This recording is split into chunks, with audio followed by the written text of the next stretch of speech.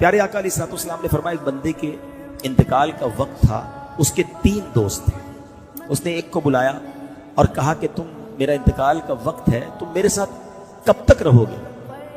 تو اس شخص نے کہا کہ میں بس آپ کی روح نکلے گی اور میں الگ ہو جاؤں گا آپ سے، آپ ادھر انتقال فرمائیں گے اور میں آپ سے دور ہو جاؤں گا. دوسرا شخص دوسرے دوست کو بلایا کہ تم میرے ساتھ کب تک رہو گے؟ تو کہا جب آپ کی روح نکلے گی تو میں آپ کے ساتھ قبرستان تک چلوں گا اور آپ کو قبر میں دفنا کے پھر میں واپس آ جاؤں گا، آپ کے راستے الگ میرے راستے الگ. تیسرا دوست تھا، اس کو بلایا اس مرنے والے شخص نے کہ تم میرے ساتھ کیا کرو گے، میرا انتقال کا وقت قریب ہے. کہا میں تو آپ کے ساتھ قبر کے اندر بھی جاؤں گا اور قبر میں آپ کو راحت پہنچاؤں گا، آپ کو عذاب آنے لگا تو میں روک بنوں گا. اب نبی پاک علیہ السلام نے فرمایا بتاؤ کون سا بندہ دوست اچھا ہے جو مرنے کے بعد قبر میں بھی کام آئے؟ نبی پاک نے فرمایا پہلا وہ شخص یا پہلا وہ دوست جو مرتے ہی تعلق ختم کر دے گا، وہ پتہ ہے کیا ہے؟ فرمایا تمہارا مال.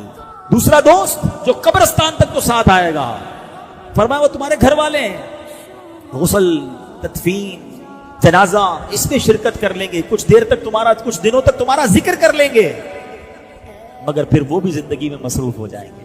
کسی اور کی بات کیوں کرتے ہو، اپنی کر لیتے ہیں نا، کسی اور کو چھوڑو.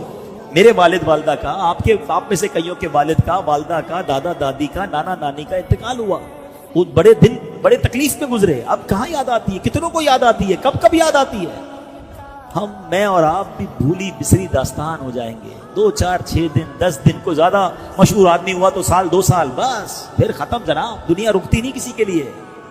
فرمایا دوسرا دوست کہا وہ تمہارے گھر والے ہیں. اور نبی پاک نے فرمایا وہ تیسرا دوست جو تمہارے ساتھ قبر میں بھی جائے گا نا، تمہیں عذاب سے بچائے گا، وہ تمہارے اعمال ہیں.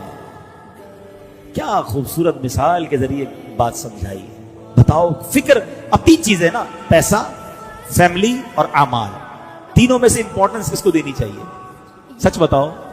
اعمال کو ہم دیتے کس کو ہیں؟ پیسے کو، اور پھر فیملی کو. گھر والے ناراض نہ ہو جائیں. پیسے کماتے بھی بچوں کے نام پر ہی ہیں یار، بچوں کو، فیملی کو، ڈبل ڈیوٹیاں تو اوور ٹائم تو کوشش بھائی اگر جائز طریقے سے کما رہے تو ٹھیک ہے، مگر اعمال کیوں چھوڑ دیا؟